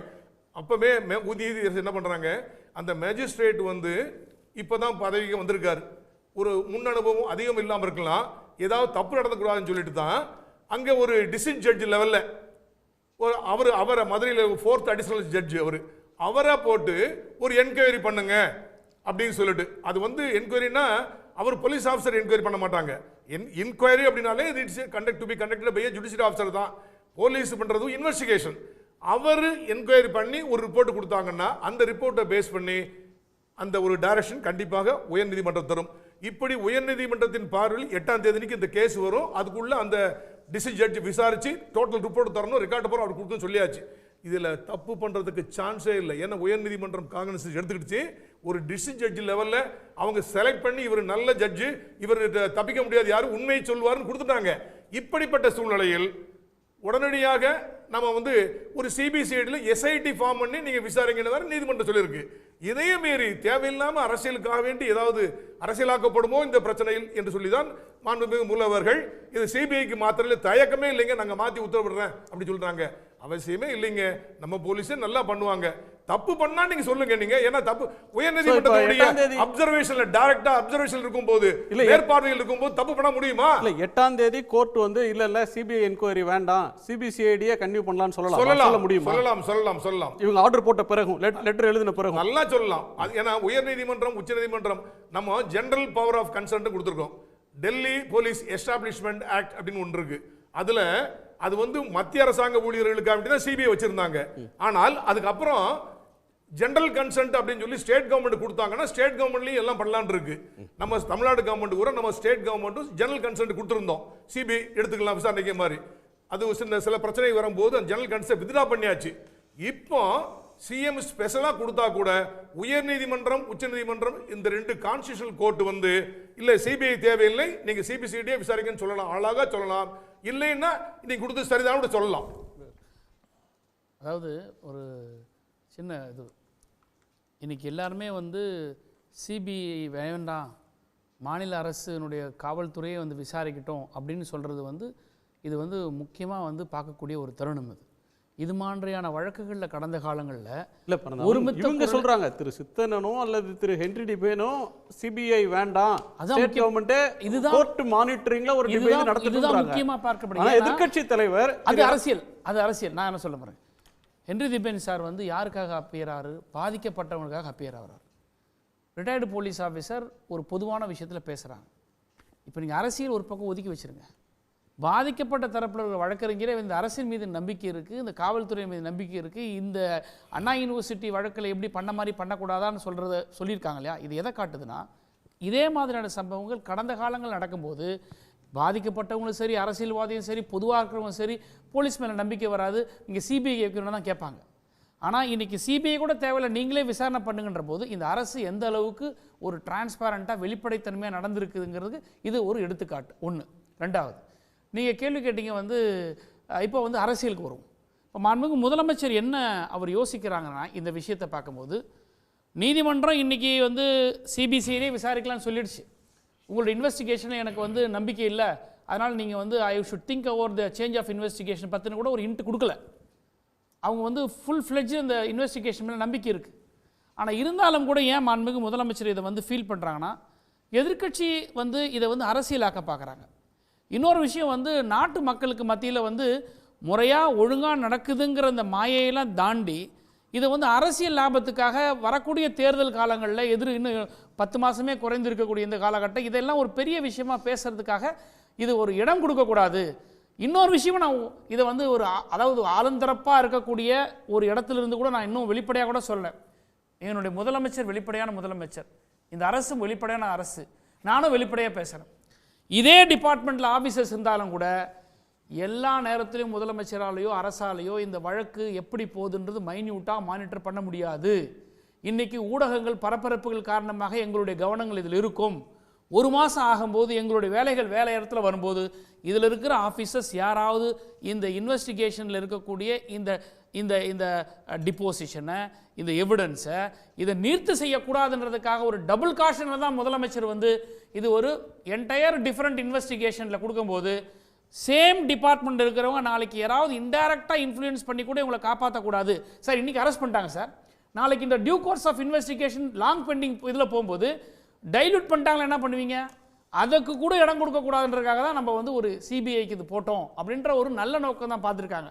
பட் நான் ரொம்ப ஹென்றி தீபன் சாரும் சரி, இவங்களெல்லாம் நான் வந்து ரொம்ப கடமைப்பட்டிருக்கேன். நான் நன்றி தெரிவிக்கிறேன் அரசின் சார்பாக. என்னன்னா, இந்த அரசின் மீது இவ்வளவு தூரம் பாதிக்கப்பட்ட இடத்தில் இருக்கக்கூடிய நீங்கள் அரசின் மீது நம்பிக்கை இருக்கு, இந்த காவல்துறை மீது நம்பிக்கை. ஏன்னா காவல்துறையுடைய ஹெட்டாக முதலமைச்சர் இருக்கிற இந்த இடத்துல அவ்வளோ நம்பிக்கை இருக்கிற போது இந்த அரசு எந்த அளவுக்கு வெளிப்படைத்தன்மையாக இருக்குது. உண்மையிலேயே எங்களுக்கெல்லாம் வேதனையாக இருக்குது சார். இந்த செய்தியை கேட்ட உடனே வந்து மாண்புமிகு முதலமைச்சருக்கு வந்து அவங்களுக்கு சொல்லணுன்னா ஒரு துயரம். இது ரொம்ப ஃபீல் பண்ணாங்க. இமீடியட்டாக கூப்பிட்டு செக்ரட்டரியேட்டில் வந்து அஃபீஷியல்ஸை கூப்பிட்டு டிபார்ட்மெண்ட்டை கூப்பிட்டு இதை பற்றின நம்பலை. நான் ஒரு இந்த துறையினுடைய தலைவர், தமிழ்நாட்டுடைய முதலமைச்சர், நீங்கள் கொடுக்குற ரிப்போர்ட்டை வச்சுக்கிட்டு நான் வந்து பேச முடியாது. எனக்கு இன்னும் டவுட் என்ன காட்டுங்க, சொல்லுங்கள். அதை வந்து நேருக்கு நேராக அவர் பார்த்தாரு. அது அள்ளியில் மாண்புமிகு முதலமைச்சர் தனிப்பட்ட முறையில் இதை பற்றி வேறு இன்வெஸ்டிகேஷன் ஏஜென்சிஸ் மூலமாக இதை வந்து விசாரித்து இதனுடைய பேக்ரவுண்டை வாங்கி தான் இன்றைக்கி இதை செஞ்சுருக்கிறாங்க. எனவே வந்து இதை வந்து அண்ணா யூனிவர்சிட்டிக்கு நம்ம தண்டனை வாங்கி கொடுத்துருக்குறோம். அதேமாரி பல வழக்குகளை நம்ம வாங்கி கொடுத்துருக்குது. ஒன்று இருந்தாலும் கூட ஒரு முதலமைச்சராக, ஒரு அரசியலில் நம்ம பார்க்க வேண்டிய போது இதே நான் கேட்குறேன், நாளைக்கு எதிர்க்கட்சிகள் வந்து இல்லை இது நல்லா தான் போயிருக்கு அப்படின்னு யாராவது சொல்லுவாங்களா? பண்ண மாட்டாங்க. அவங்க என்ன பண்ணுவாங்க, இந்த சம்பவத்தில் அரசியல் லாபம் தேடுவாங்க. ஸோ அதுக்கு கூட நம்ம இடம் கொடுக்கூடாதுன்னு தான் மாண்புமிகு முதலமைச்சர் நினைச்சிருக்காரே தவிர வேறு எந்த எண்ணமும் கிடையாது. திரு அக்னி, சிபிஐ விசாரணைக்கு உத்தரவிடப்பட்டிருக்கு. இதில் வந்து கவர்மெண்ட்டோட சின்சியாரிட்டியை காட்டுது. எங்களுக்கு எதையும் மறைக்க வேண்டிய எந்த அவசியம் இல்லை, யாரை காப்பாற்றணுன்ற அவசியமும் இல்லை அப்படின்னு சொல்கிறது. இன்னொன்று, பாதிக்கப்பட்டவருடைய குடும்பத்தை அழைத்து அவங்க தாயாரை, சகோதரனை அழைச்சி முதலமைச்சர் பேசியிருக்கிறார். சாரி, இன்னும் ஒரு குறுக்கீடு சார், மன்னிக்க சேர்த்தே சொல்லிட்டாங்க. ஏன்னா அவர் பேசி சொல்லிடுங்க சார். இல்லை, அதாவது என்னென்னா, எந்த அரசாங்கமும் வந்து இதுக்கு முன்னாடி இது வரைக்கும் வரும் இந்த மாதிரி விஷயங்களை வந்து வழக்கு பதிவுமே சேர கொலை வழக்கு போடுறது கிடையாது. இந்த அரசாங்கம் 21 மாண்புமிகு தமிழ்நாடு முதலமைச்சர் வந்த பிறகு தான் காவல்துறை நடவடிக்கை, காவல்துறையினால் ஏற்படுகிற இந்த மாதிரியான குற்ற சம்பவங்களுக்கு கொலை வழக்குகளை முதல்ல பதிவு செஞ்ச அரசு தான். மற்ற நேரம்லாம் கோர்ட்டு சொல்லும், போராட்டம் வரும், அதுக்கப்புறம் இன்வெஸ்டிகேஷன் வந்து ரொம்ப காலம் கழிச்சு தான் கொலை வழக்கு போடுவோம். எடுத்த உடனே கொலை வழக்கு போட்டுருங்க அதில். ஓகே திரு அக்னி. சார், மரியாதைக்குரிய ஹென்றி டிபேன் சார் இன்னைக்கு ரொம்ப ரொம்ப நிதானமாக, ரொம்ப பொறுப்பாகவும் கருத்தை முன் வச்சார். அவருடைய கடந்த காலத்திலலாம் வந்து நான் நிறைய விவாதத்துலேயும் அவருடைய நேரடி இதுலேயும் நான் பங்கேற்றிருக்கிறேன். இங்கே ஒரு அரசினுடைய செயல்பாடுகளை பற்றிலாம் இங்கே யாருமே இது பண்ணலை சார். இல்லை, அவர் வந்து மூமெண்ட் எகெயின்ஸ்ட் டார்ச்சர் அதுக்கு இயங்கக்கூடிய ஒருவர். அவருக்கு வந்து யார் அதிகாரி, யார் நிர்வாகம் அப்படின்றத விட கோரான பிரச்சனைக்கான தீர்வு, அதை நோக்கி பார்க்குற ஒரு பரந்த பார்வையிலிருந்து இதை அணுகிறாரு. அவருக்கு அரசியல் பார்வை இல்லை, அப்படி பார்க்க முடியாதா? அதைத்தான் நானும் சொல்ல வந்தேன். எனக்கு அந்த அரசியல் பார்வையே கிடையாது. இந்த தலைப்பு வந்து சார், இந்த அஜித்குமாரனுடைய மரணம் வந்து நாம் சிபிஐக்கு மாற்றிருக்கோம். காலையில் தலைமை இயக்குனர் டிஜிபி அவங்க வந்து சிபிசிஐடிக்கு இது பண்ணாங்க. அதெல்லாம் வேற சார். தமிழ்நாட்டினுடைய காவல்துறை திராவிட கட்சிகள் அப்படின்றத தாண்டி நாம் அவங்களுக்கு அதிகமான ஒரு இதை கொடுத்துட்டோமோ அப்படின்ற ஒரு இது வருது சார். யாருக்கு கொடுத்துட்டோமோன்றீங்க? போலீஸுக்கு கொடுத்துட்டாங்கன்றீங்களா? அடிக்கிறதுக்கு கம்பு கொடுக்குறாங்க, ஆனால் கம்பெல்லாம் அடிச்சா அவன் சாக மாட்டான், அதனால அவன் இரும்பு கம்பியாலையும் மிளகாப்பொடியும் தூவி விட்டா செத்துருவாண்டு நம்முடைய சித்தரன் சார் போன்றவர்கள் வந்து போலீஸ் ட்ரைனிங் காலேஜில் சொல்லி கொடுத்தாங்களா? இது யாருடைய கலாச்சாரம்? அதனால தானங்க அரெஸ்ட் பண்றோம், கொலை கேஸே போட்டது அதனால தானங்க. ரைட், அடுத்து எப்ப அதிகாரம் எந்த சட்டத்துல வழங்கப்பட்டதோ பேசும்போது நான் பேசவே இல்லை. ஒரு வார்த்தை சொன்னீங்க, நீங்க பேசும்போது தரேன் கேட்டீங்க. அப்படினா அதத்தான் நான் நாங்க வந்து சட்டபூர்வமாக பவரை நீங்க யூஸ் பண்ணுங்க, சட்டத்துக்கு உட்பட்டு சொல்றோம் நாங்க. வர சமுதாயத்துல இப்ப சார் நல்லவரா இருந்தாருன்னா அவர் வழி தோன்றர்கள் நல்லவரா இருப்பாங்க. சமுதாயத்துக்கு ஒரு நல்லவரா இருந்தா நல்லவர். என்னதான் ட்ரைனிங் கொடுத்தா கூட அந்த கொஞ்சம் குணம் இருக்கும் இல்லையா? திருப்பி ட்ரைனிங் கொடுத்துட்டு தான் திருந்துங்கன்னு சொல்லிட்டு இருக்கோம் சார். அதத்தான் இப்ப சொல்ல வரேன். இதுல வந்து தண்டிக்கப்பட வேண்டியவர்கள் கண்டிக்கப்பட வேண்டிய சொல்லியாச்சு. ஓகே, கரெக்ட் சொல்லிட்டீங்கல்ல, விட்டுருங்க. கொஞ்சம் இவ்வளவு நேரம் பேசுறது அமைதியா உட்கார்ந்து அமைதியா கேட்டு இருந்தா நீங்க கேட்க மாட்டேங்கிறீங்க. என்ன பேச விடுங்க. ட்ரைனிங் கொடுத்துட்டு தான் இருக்கோம் நாங்க. ஓகே, என்ன கேக்குறேன் சார், குற்றம் நடந்த நிகழ்வு நடந்த இடம் எங்க சார்? மடப்புறம் காளியம்மன் கோயில். அதில் இருக்கக்கூடிய காவலாளி, இது லாடனேந்தல் காவல் நிலையம். அதுக்கு முன்னாடி இது சிவகங்கை மாவட்டம் மானாமதுரையினுடைய டிசி, அங்க இருக்கக்கூடிய டிஎஸ்பி. ஹென்றி சார் குறுக்கிட வருமாங்களா? ஒரே நொடி. ஹென்றி சார் குறுக்கிட வருமானீங்க. இல்லைடா, அதாவது பேசும்போது ஒரு விஷயங்களை மாண்புமிகு முதலமைச்சர் கொடுத்திருக்கக்கூடிய இந்த முடிவு பற்றி திரும்பிடுச்சு. ஆனால் இந்த வழக்கில் அவர் இன்னும் உத்தரவாதம் கொடுக்க வேண்டியது என்னவென்றால், என்னுடைய கட்சியை சார்ந்தவர்கள், கட்சி பொறுப்பில் இருக்கக்கூடியவர்கள், தேர்வு செய்யப்பட்ட பிரதிநிதிகள், அஜித்குமார் வீட்டுக்கு எதிர்ப்புறம் இருக்கக்கூடிய ஒரு உறவுமுறை கல்யாண மண்டபத்தில் டிஎஸ்பி தலைமையில் 50 லட்சம் ரூபாய் பேரம் பேசினார்களே, அதை நான் வன்மையாக கண்டிக்கிறேன் என்று கண்டிப்பாக அவர் கூறியிருக்க வேண்டும். இது ஒரு முக்கியமான விஷயம் இந்த வழக்கில். இதை நம்ம வெளியே என்ன பேசுகிறேன், அதனால் கண்டிப்பாக பேசுகிறேன். இது நீதிமன்றத்தில் நான் எழுப்பிய ஒரு விஷயம். நீதிமன்றமும் அதை அதிர்ச்சியுடன் கேட்டு ஆணையில் குறிப்பிட்டிருக்குது. ரெண்டாவது விஷயம், treatment of IPS officers and treatment of constables. கான்ஸ்டபிள்ஸுக்கு எதிராக நீங்கள் மர்டர் கேஸ் போடுறதுக்கு வேகமாக வரீங்க. ஆனால் ஐபிஎஸ் ஆஃபீஸராக இருக்கக்கூடிய உதயகுமாராக இருக்கட்டும், காஞ்சிபுரத்தில் ஐபிஎஸ் ஆஃபீஸராக இருக்கக்கூடிய பல்வீர் சிங்கையும் ஏன் கைது செய்வதற்கு நீங்கள் முன் வருவதில்லை? இந்த முரண்பாடு இருக்குது என்பதையும் இந்த நேரத்தில் சேர்த்து பேசுகிறேன். அந்த 2 வழக்குகளையும் வித்தியாசம்னா, எக்ஸிக்யூட்டிவ்ஸ் தான் டிட்டர்மின் பண்ணுறாங்க. இந்த ஒரு இடத்துல தான் பொலிட்டிக்கல் லீடர் உள்ளே இன்டர்ஃபியர் பண்ணியிருக்காரு. இன்னைக்கு தான் மாண்புமிகு முதலமைச்சர் has taken control of the situation. Balveer Singh கேஸில் ஐபிஎஸ் ஆஃபீஸர்ஸ் அசோசியேஷன் பேசுகிறத கேட்டார். இங்கே வையாபுரியுடைய வழக்கில் காஞ்சிபுரத்தில் உதயகுமார் ஐபிஎஸ் சொல்லுகின்ற விஷயத்தில் அங்கேயும் எக்ஸிக்யூட்டிவ் சொல்கிறத கேட்டாங்க. இந்த முதல் முறையாக தான் நீங்கள் தலையீடு செய்திருக்கிறீர்கள் என்று நான் சுட்டி காட்ட விரும்புகிறேன். அந்த கட்சி நிர்வாகிகளுக்கு எதிராக நீங்கள் நடவடிக்கை எடுக்க தயாரா என்பதையும் மாண்புமிகு முதலமைச்சர் சொல்ல வேண்டும் என்பதை மிக பொறுப்புடன் மரியாதையுடன் வலியுறுத்த கடமைப்பட்டிருக்கிறேன். சார், இப்போ இதில் அந்த இறந்து போன அஜித்குமார் வெளிக்காயங்கள் 18, உள்காயங்கள் 40, இதையெல்லாம் தாண்டி ஏற்கனவே அந்த குற்ற சம்பவம் நடந்த இடத்துக்கு பக்கத்தில் இருக்கக்கூடிய ஆய்வாளர் இதை பற்றி எதுவுமே சொல்ல, சரி போயிட்டு வாப்பா எழுதி வாங்கிட்டு அனுப்பிச்சி விட்டுருக்குறாங்க. அங்கே முதல் தகவல் அறிக்கை என்ன நிலைப்பாடு எதுவுமே தெரியாமல் நான் தமிழ்நாட்டினுடைய மாண்புமிகு முதலமைச்சர், காவல்துறையை வைத்திருக்கக்கூடிய முதலமைச்சர் அவருக்கு நான் பணிவாக கேட்டுக்கொள்வது, இந்த டிசி ஸ்பெஷல் டீம்னு சொல்றாங்கல்ல, அவங்களுக்கு என்ன சார் அதிகாரம்? யாரை வேணாலும் கையை கால உடைக்கலாம், எங்க வேணாலும் மாவட்டத்தில் இன்ஸ்பெக்டரை விட தாண்டி ஒரு இடைநிலை காவலருக்கு அந்த அதிகாரம் இருக்கா சார்? சார், அந்த எல்லையை முதல்ல நம்ம உறுதிப்படுத்தணும். அந்த அடிச்ச அந்த ராஜா என்பவர் இவரு அந்த டிஎஸ்பி சொல்லிட்டு திரு சண்முக சுந்தரம் அவங்ககிட்ட அனுமதி வாங்கிட்டு போனாரா, இல்ல இது வெறும் வாய்மொழி உத்தரவா? என்ன சார் இது? அப்போ இவ்வளவு நிகழ்வு நடந்ததற்கு பிறகு இப்ப இதனுடைய பின்புலம் யாருன்னு கேட்டா, அதாவது ஹென்றி டிபேன் சார் சொன்னது மாதிரி ஐபிஎஸ் அதிகாரிகளை நாம் தொடுவதே கிடையாது. காரணம், அவர்களுக்கு சங்கம் இருக்கிறது, மத்திய அரசு இருந்து தேர்வாணையத்தால் யுபிஎஸ்சி இருந்து வந்தவங்க என்று நினைக்கிறோமா? அல்லது நாம் இடைநிலை காவல் நிலைய வச்சு நம்ம எதை வேணாலும் பண்ணிக்கலாம் அப்படின்னு நம்ம நினைச்சோம்னா, சார் நான் சாதாரணமாக கேட்குறோம் சார், நீங்க அரசு நடவடிக்கை எடுக்கல என்பது வேறு.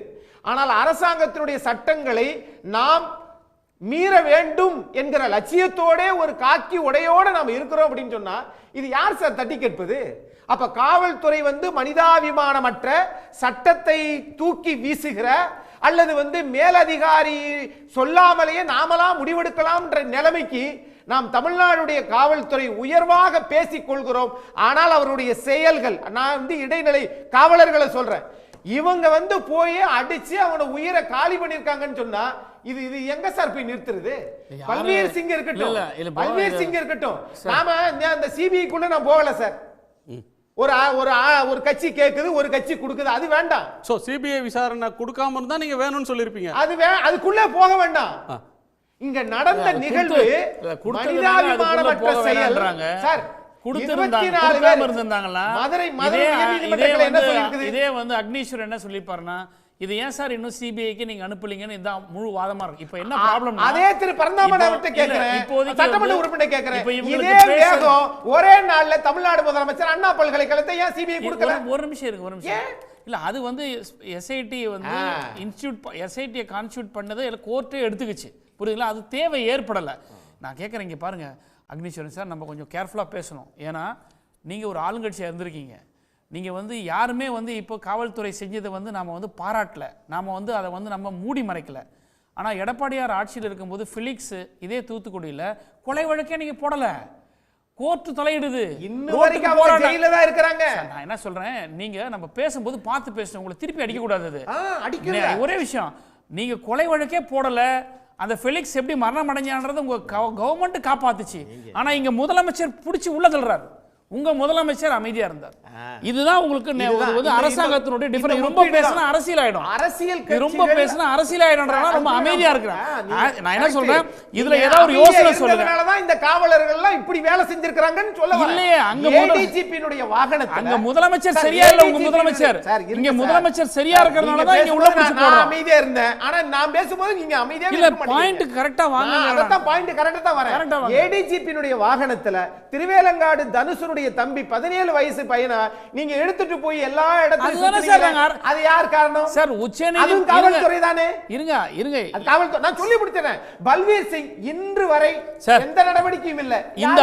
இந்த அரசு வந்த பிறகு காவல்துறை அதிகாரிகளும் சரி அல்லது சிவிலியன் அதிகாரிகளும் சரி, அவங்க செய்த தப்பு அரசினுடைய பொறுப்பு நாங்க ஏத்துக்க தயாரில்லைன்னு முதலமைச்சர் சொல்லியாச்சு. சித்தனன் சார் தப்பு செஞ்சவங்களுக்கு தண்டனை உண்டுன்னு சொல்லிட்டாரு, அதை செஞ்சுக்கிட்டு இருக்காங்க. சித்தனன் சார் இதே வந்து நீங்க சொன்னீங்களே அந்த வண்டியில போனாங்க கொண்டாங்க, நாங்க வந்து ரொம்ப ஃபர்மா இருந்தோமே, சஸ்பெண்ட் பண்ணிருக்கிறோம், நடவடிக்கை எடுத்திருக்கோம், உச்சநீதிமன்றம் வரைக்கும் போன பிறகுதான் சித்தனன் நடக்கிறதுக்கு முன்னாடி தடுக்க மாட்டோம்.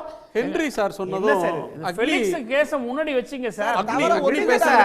தூத்துக்குடி துப்பாக்கி சூடு பக்கத்துல அண்ணா பல்கலைக்கழகம் பார்த்தன்றதா சொல்றேன். முன்னாடி வைக்க வேண்டியது தூத்துக்குடி துப்பாக்கி சூடு டிவில பார்த்து தெரிஞ்சதெல்லாம் உங்களுக்கு முன்னாடி வரணும் சார். ஏன் அந்த அவசரம்? அதான் நான் கேக்குறேன். எங்களுக்கு அவசரம் இல்ல, எங்களுக்கு அவசரம் இல்ல. இங்க பாருங்க, அது கோர்ட் மானிட்டர் பண்ணி எஸ்ஐடி கான்ஸ்டிட்யூட் பண்ணுச்சு.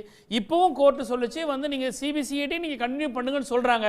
இருந்தாலும் கூட இதுக்கு ஒரு கிரவுண்ட் கொடுக்க கூடாது, இதை வந்து ஒரு இண்டிபெண்டன்ட் இன்வெஸ்டிகேஷன் போடணும்னு சொல்றது தப்பா? 8ஆம் தேதி வரைக்கும் காத்திருக்கலாமே. ஹென்றி சார் வந்து திரு ஹென்றி டிஃபைன் வந்து அந்த கேஸ் நடத்திட்டு இருக்காரு. அவரே கூட கோர்ட்ல போய் சொல்லலாம், எங்களுக்கு சிபிஐ இருக்கு சார். எஸ் 8ஆம் தேதி ஒரு பெட்டிஷனர் சார் கேக்குறேன், நானும் கேக்குறேன். நீங்க கேட்ட சார், இங்க முன்மாதிரி இருக்கு. இதே அண்ணா நகர்ல நடந்த ஒரு பாலியல் சம்பவத்துல சிபிஐ வழக்கு தேவையில்லை, தமிழ்நாடு அரசே செய்யட்டும்னு சொல்லி கோர்ட் சொல்லியிருக்கு. அதன்படி வந்து நம்ம நடவடிக்கை எடுத்துக்கிறோம். நாளைக்கு it may happen tomorrow also Madurai பெஞ்சில. சரி, கவர்மெண்ட் தன்னோட இன்டென்ஷனை சொல்லிருக்குன்னு மட்டும் எடுத்துப்போம். எங்களுக்கு மறைக்கிறதுக்கு ஒண்ணும் இல்ல, நாங்க இந்த அவ்வளவுதான், we are willing, we are open அப்படின்றத சொல்லிருக்காங்க. திரு சித்தனன் சார், இவர் பேசின ஒரு பாயிண்ட் வந்து அக்னி பேசினதுல அவரும் ஒரே குற்றத்தை சட்டத்தை மீறி மூர்க்கமா நடந்துக்கிறது, சாமானிய மனிதர்கள்ட்ட சட்டத்தை கையில் எடுத்துக்கொண்டு அராஜகம் செய்யறது, டார்ச்சர் பண்றதுன்னு வச்சுங்க. இப்போ பல்லு புடுங்கினார் பல்வீர் சிங், அதை வந்து ஒரு கான்ஸ்டபிள் செஞ்சா கைது பண்ணுவீங்க, ஒரு எஸ்ஐ வரலையும் கூட அந்த நடவடிக்கை பாயும். அதுவே ஒரு ஐபிஎஸ் ஆஃபீஸர்னா அவரை என்ன வகையாவது ப்ரொடெக்ட் பண்ணிடுறாங்க, அவங்க தண்டிக்கப்படுறதில்ல. அவங்களுக்கு ஒரு ட்ரீட்மெண்ட் ஒரே டார்ச்சராக இருக்கும், ஒரே இன்ஹியூமன் ஆக்ட் இது இருக்கும். அது வந்து கான்ஸ்டபிள் செஞ்சால் ஒன்று, ஹையர் அஃபீஷியல் செஞ்சால் இன்னொன்று, வெவ்வேறு அளவுகோலில் இந்த இது நடக்குது, அவர்களை அதிகார மையங்கள் காப்பாற்றி விடுகின்றன அப்படின்னு ஒரு குற்றச்சாட்டை முன் வச்சார். நண்பர் அக்னீஸ்வரன் வழக்கறிஞர் அவர்கள் சொல்றதில்ல உண்மை இல்லாமல் இல்லை. உண்மை இருக்கு அப்படின்னு ஸ்ட்ரைட்டா சொல்லலாம். போட்டாரு பாருங்க, நீங்க புரிஞ்சுக்கிற கூடாத அளவுக்கு பேசுறாரு. அதுல உண்மை இருக்கிறது, கண்டிப்பாக இருக்கிறது. இப்போ இந்த பல்பீர் சிங் கேஸ்ல சில நடவடிக்கைகள்லாம் எடுத்தாங்க, சஸ்பெண்ட் பண்ணாங்க. ஏறத்தாழ 6 மாதம் 7 மாதம் சஸ்பென்ஷன் இருந்தார். 9B சார்ஜ் கொடுத்தாங்க, கோர்ட்டில் வேற சார்ஜ் ஷீட் போட்டிருக்காங்க, ட்ரையல் நடந்துகிட்டு இருக்கு. ஆனால் ஏன் அரெஸ்ட் பண்ணி அவர் ரிமாண்ட் பண்ணி உள்ள அனுப்பலை, அவர் பாரபட்சமா அப்படின்னா, இப்போ நீங்கள் ஏற்கனவே சொன்னீங்க இல்லையா, ஐபிஎஸ் ஆஃபீஸர்ஸ்னால் அதுக்கு தனியாக ஒரு அசோசியேஷன், அதுக்கு ஒரு தனியாக ஒரு இது இருக்குது அப்படின்னு சொல்கிறீங்க இல்லையா, அது ஓரளவுக்கு உண்மைதான். இப்போ இதே இதில் இப்போ சிவகங்கை இப்போ எஸ்பி இருக்கார் இல்லையா, அவர் வந்து இளைஞர் தான், ஒரு 35 வயசு தான் இருக்கும், டைரக்ட் ஐபிஎஸ் ஆஃபீஸர், வட மாநிலத்தை சேர்ந்தவர். அவர் பெரிய ஹானஸ்ட் ஆஃபீஸர், சந்தேகமே இல்லை, 100க்கு 200% ஹானஸ்ட் ஆஃபீஸர், கஷ்டப்பட்டு உழைப்பார். ஆனால் சபார்டினேட்டை வந்து டார்ச்சர் பண்ணுவார், கண்ணாமனா கடிச்சுக்குவார், அரசியல்வாதிகளுக்கு கட்டுப்பட மாட்டார். அரசியல்வாதி யார் பேசினா ஒத்துக்க மாட்டார், யாரும் சொன்னால் கேட்க மாட்டார். இப்போ நீங்கள் ஒரு இவரை வந்து டிரான்ஸ்ஃபர் இங்கே போடுங்க அப்படின்னு சொன்னோம்னா உடனே தூக்கி வேற எங்கேயா போட்டு போட்டுருவார், அவரை அங்கே கேட்க மாட்டார். அந்த அளவுக்கு ஒரு நேர்மையான அப்பழுக்கற்றவர். ஆனால் வழக்குன்னு வரும்போது அவர் பண்ணுற ஹராஸ்மெண்ட் தாங்க முடியலன்னு நிறைய பேர் சொல்லியிருக்காங்க. நானே ஒரு இன்சிடென்ட்ல நான் பார்த்துருக்கேன். இப்படி ஒரு மேலதிகாரி வந்து ஹராஸ் பண்ணி டீஸ் பண்ணி பயங்கரமாக பண்ணும்போது அதனுடைய பாரம், அந்த மன அழுத்தம் எல்லாம் சபார்டினேட் போலீஸாஸ் வரும்போது இன்ஸ்பெக்டர் டிஎஸ்பி ஐயோ காலஞ்சா அந்த எஸ்பிகிட்ட பேசணுமே, ஐயோ கடிச்சிருவாரு ஏதாவது பண்ணுவாரு அப்படின்னு வரும்போது அந்த அழுத்தம் கீழே போய் இப்படிப்பட்ட ஒரு சட்டவிரோதமான செயலுக்கு அது வழிவகுக்குது. ஒன்று. இதே இது சிவகங்கை எஸ்பி ஒரு டிபிஎஸ்ல குரூப் 1ல் வந்த ஒரு எஸ்பியாக இருந்துச்சுங்களேன், இன்னொரு சஸ்பெண்ட் பண்ண வச்சிருப்பாங்க. அதில் ஒன்றும் சந்தேகமே கிடையாது. இன்னொரு சஸ்பெண்ட் பண்ணிருப்பாங்க. சோ எஸ்பினாலும் ஏன்னா நானே போலீஸ் ட்ரைனிங் காலேஜில் இருக்கும்போது, போலீஸ் அகாடமியில் இருக்கும்போது பார்த்துருக்கிறேங்க சார். ஒரு டிபிஎஸ் ஆஃபீஸர், குரூப் 1 ஆஃபீஸர் 25 வருஷம் 30 வருஷம் அவர் பணிபுரிந்து அவர் ஏறத்தாழ 15 வருடம் முடிஞ்ச பிறகு கன்ஃபர்டு ஐபிஎஸ்னு வாங்கி டிஐஜி ஆகி ஐஜி ஆகி இருக்காரு அவரு. ஆனால் முந்தா நாள் டைரக்ட் ஐபிஎஸ் வாங்கி வந்த எஸ்பி 4.5 வருஷம் 5 வருஷம் எஸ்பி சார். அவங்க 4 பேர் உட்காந்துருப்பாங்க. அந்த டிபிஎஸ் ஆஃபீஸர் ஐஜி இல்லை, அவங்க அங்கே பெரிய அதிகாரி, அந்த இருக்காரில் எஸ்ஐ, சீனியர் எஸ்ஐ அப்படிம்பாங்க. மதிக்கவே மாட்டாங்க சார். இது ஒரு மிகப்பெரிய ஒரு மோசமான ஒரு ஆட்டிடியூடு ஐபிஎஸ் ஆஃபீஸர் மத்தியில். ரெண்டாவது, ஐபிஎஸ் ஆஃபீஸர்ஸ் நிறைய பேர் சபார்டினேட் போலீஸ் ஆஃபீஸரை ஹராஸ் பண்ணுறது அல்லது டீஸ் பண்ணுறது தான் மிகப்பெரிய மன அழுத்தம். அதனால தான் நான் சொல்கிறேன், எஸ்பி டு டிஜிபிக்கு ட்ரைனிங் கொடுங்க. திருப்பி அவங்களுக்கு எல்லாம் தெரியும் அர்த்தம் இல்லை. ஐபிஎஸ் 1 வருஷம் 2 வருஷம் உட்காந்து மக்கப் பண்ணி பாஸ் பண்ணி இன்டர்வியூவில் பாஸ் பண்ணா மட்டும் அப்படின்னு இல்லைங்க, அர்த்தம் இல்லைங்க. ஆக இந்த வழக்கில் ஒரு நான் தான் சொல்கிறேன்னே, இப்போ கள்ளக்குறிச்சியும் சரி அல்லது இந்த விழுப்புரம் கடலூர் பக்கம் சாரா வியாபாரம் நடக்கும்போது மாண்புமிகு முதல்வர்கள் உடனே அது எஸ்பியை சஸ்பெண்ட் பண்ண சொன்னார் இல்லையா? அதே மாதிரி இனிமேல் காவல் மரணங்கள், கஸ்டோடியல் டெத், லாக்அப் டெத் மட்டும் இல்லை, கஸ்டோடியல் டெத் அப்படின்னு சொல்லி எங்க நடந்தாலும் அது சம்பந்தப்பட்ட காவல் ஆய்வாளரோ அல்லது கான்ஸ்டபிள் மேல நடவடிக்கை எடுக்கிறத விட, அவங்க மேல திருநாட்டு போடுறத விட, இவங்க நேரடியாக ஈடுபடலாம் கூட அந்த எஸ்பிஎஸ் சஸ்பெண்ட் பண்ணணும் அப்படின்னு கொண்டு வந்துட்டாங்கன்னா ஒரு மரணம் கூட நடக்காதுங்க. கிளீனா பாத்துக்குவாங்க. இப்போ அவங்களுக்கு காலேஜ் விளையாட போறதுக்கு ரெஸ்பான்சிபிலிட்டியை வேற இடத்துல ஃபிக்ஸ் பண்ணணும்ன்றீங்க. எஸ்பி லெவல்ல பொறுப்பு, வைக்கரியஸ்லி ஹி இஸ் லயபிள் அப்படி நீங்க கொண்டாந்து மட்டும் பண்ணுங்க. நீங்க ஒரு டிஸ்ட்ரிக்ட்ல கூட ஒரு காவல் மரணம் நடக்காது. இன்னொன்னு, இந்த ஏற்கனவே பண்ணிட்டு இருக்காங்க, ஒரே நிமிஷம் பண்ணிட்டு இருக்காங்க, போலீஸ் ஸ்டேஷன் ஒழுங்கா ஃபங்க்ஷன் ஆகுதா, அங்க தேவையில்லாத அக்யூஸை கொண்டாந்து அன்ரெக்கார்டா வச்சு விசாரிக்காங்களா அப்படின்னு சொல்லிட்டு அந்த ஜூரிஸ்டிக்ஷனல் மேஜிஸ்ட்ரேட்டோ அல்லது டிஸ்ட்ரிக்ட் ஜட்ஜோ போய் சர்ப்ரைஸ் பண்ணி விசிட் பண்ணி நீங்க பார்த்து ரிப்போர்ட் அனுப்புங்க அப்படின்னு சொன்னாங்க. உயர்நீதிமன்றம் உச்சநீதிமன்றம் ரிப்போர்ட் போட்டிருந்தது. ஆனால் அது ஒரு சில நேரங்களில் ஒரு பெயரளவுக்கு நடந்துவிட்டதை தவிர இப்ப இல்ல. இப்போமாவது மதுரை உயர்நீதிமன்றத்தினுடைய மாண்புமிகு நீதியரசர்கள் இந்த வழக்கில் கையெழுத்திட்டு இனிமேல் அந்த பிடிஜே, பிரின்சிபல் டிஸ்ட்ரிக்ட் ஜட்ஜ் அல்லது செஷன் ஜட்ஜ் அல்லது முக்கியமான சிஜே அந்த அவங்க எல்லாம் வந்து சர்ப்ரைஸ் பண்ணும். அட்லீஸ்ட் ஒரு மாசத்துக்கு ஒரு போலீஸ் ஸ்டேஷன் ஆகுது அங்க யாராவது அக்யூஸ் தேவையெல்லாம் வச்சிருக்காங்களா, யாரையாவது ஹராஸ் பண்றாங்களா அப்படின்னு பார்த்தோம்னா ரொம்ப குறைய சான்ஸ் இருக்கு. அதே மாதிரி வழக்கு அப்படி ஒரே நிமிஷம் அப்படியே போய் அந்த ஜட்ஜஸ் அந்த head constable drawer, sub inspector inspector drawer திறந்து பார்த்தோம்னா எஃப்ஐஆர் போடாம சிஎஸ்ஆர் கூட கொடுக்காம அன்ரிஜிஸ்டர்டா வச்சு போய் விசாரிச்சாங்க பாருங்க. அப்படிப்பட்ட அந்த அவலங்கள்லாம் ஒழிக்கப்படும். நடவடிக்கை கடுமையாக எடுக்கப்பட வேண்டும். சும்மா வந்து நாங்க வார்ன் பண்ணிட்டேன், டிரான்ஸ்ஃபர் பண்ணிட்டேன், கம்பல்சரி வெயிட் பண்ணிட்டேன், இதெல்லாம் ஒண்ணுமே இல்லைங்க. பனிஷ் பண்ணணும், இல்லைன்னா எஃப்ஐஆர் போடணும், ஒரு சஸ்பெண்ட் பண்ணணும் இல்லை எஃப்ஐஆர் போடணும். அப்படி முதல்வர்கள் வந்து துணிச்சலா ஒரு 10 இடத்துல ஆக்ஷன் சொல்லுங்க, ஒண்ணுமே நடக்காதுங்க. அதுக்கப்புறம் ஓகே, முக்கியமான ஒரு ஆதங்கத்தை வெளிப்படுத்துறீங்க.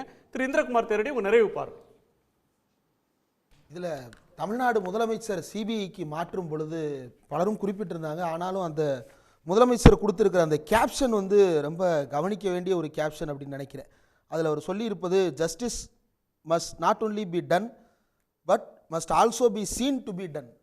நீதி என்பது வழங்கப்படுவது என்பதை காட்டிலும் அது வழங்கப்படுவதால் அனைவராலும் உணரப்பட வேண்டும் அல்லது பார்க்கப்பட வேண்டும் அப்படின்ற அந்த கோட் பண்ணி தான் அவர் சிபிஐக்கு மாற்றுகிறார்.